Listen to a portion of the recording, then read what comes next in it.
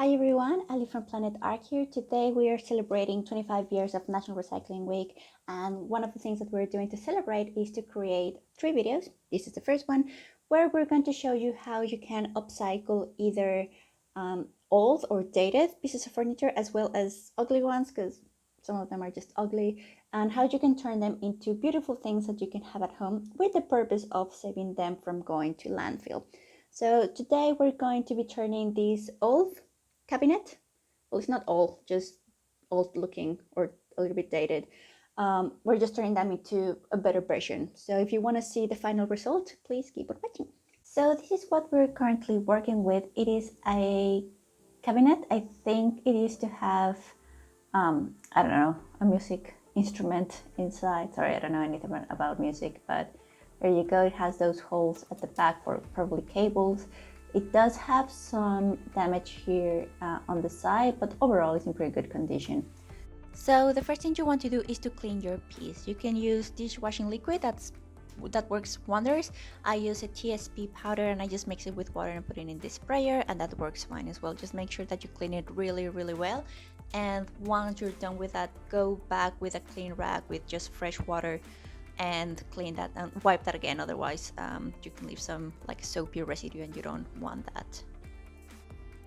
I then tried to remove the handles from the doors, but they were quite stuck and I did try different things. However, long story short, I had to ask my husband at the end to help me. He's just stronger. He pulled them for me and that was it. I then started taping the shape that I wanted to paint.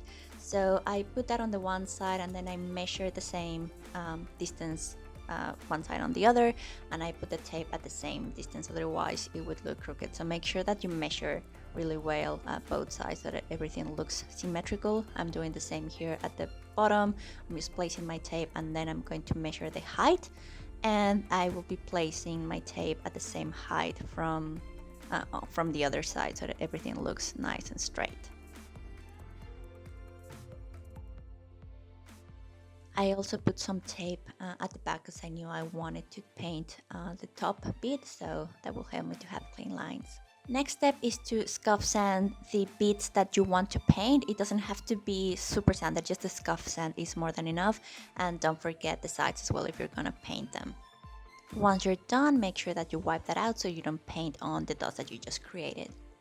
I then decided that I wanted to change the bottom design a little bit, so again I went with the tape, just measured the same distance on both sides, and that's it. Once I was happy, I started to prime the bit that I was going to paint.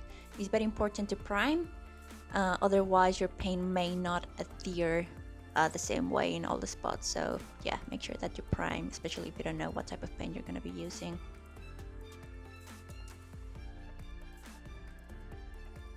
Once I was done, I just made sure that I passed again the brush and made these long strokes so that I didn't have as many brush marks. So this is a photo of what the cabinet looked like, and what I did, I just placed this on PowerPoint. I have no Photoshop skills, I just use PowerPoint, and I started placing different shapes in the colors of my paint just to make sure that I was happy with how it looked and that I was okay with the combination of those colors. So this helps to give you a visual aid of how the final design is going to look like. Once you're happy with the design, you can then transfer that onto your piece. So again, make sure that you measure the different sides really well so that everything is aligned and symmetrical, and just use whatever you have at hand to make those lines straight. And the fun part begins. We can start painting. So I started with the outside of the design. So I'm using this nice yellow shade here, and make sure that you do 2 coats. So let it dry and then do 2 coats. While that dries, you can start doing other shades as well. So yeah, do as many as you can to save you time. Then on the bottom, I started tracing the design that I already had on my PowerPoint. So again, make sure that you measure really well, just to make sure that it is the same distance on both sides. And from here on, it's a pretty repetitive process. So you tape, well, actually no, you measure, you tape, paint, wait for the paint to dry, remove the tape, and so on and so on.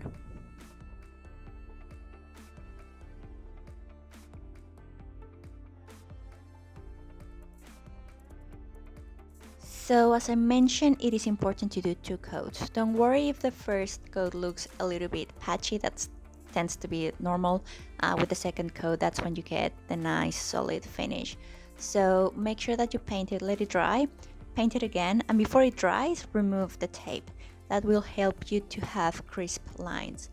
In some cases, as you can see here, I wasn't able to get those very nice lines. I got some bleed through, which is totally fine. We're going to fix this at the end.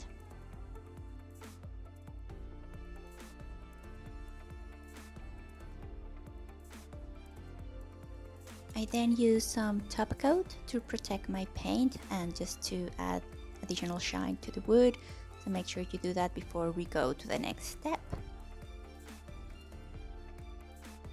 I then use this paint marker in gold very skillfully, as you can see. You can get this type of pens at any stationery supplies shop.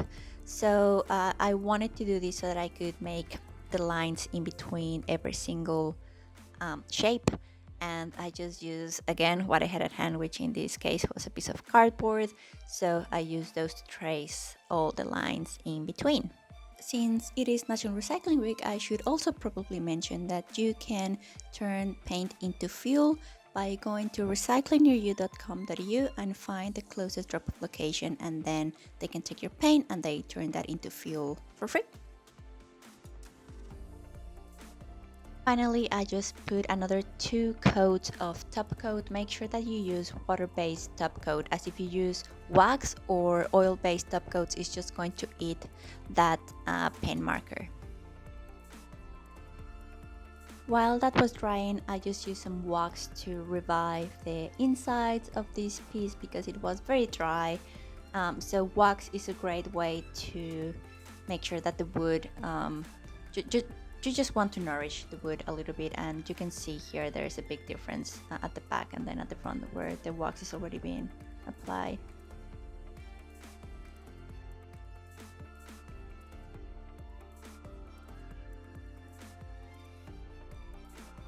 We're almost there. Let's just remember how this cabinet used to look like, and now here is the after. I am so happy with how this turned out. It's such a cool piece now. It's definitely not going to go to landfill anytime soon. I did not show you on camera, but I did fix those scratches on the top with that golden marker. So please like, subscribe, all that jazz, and celebrate National Recycling Week. Bye-bye!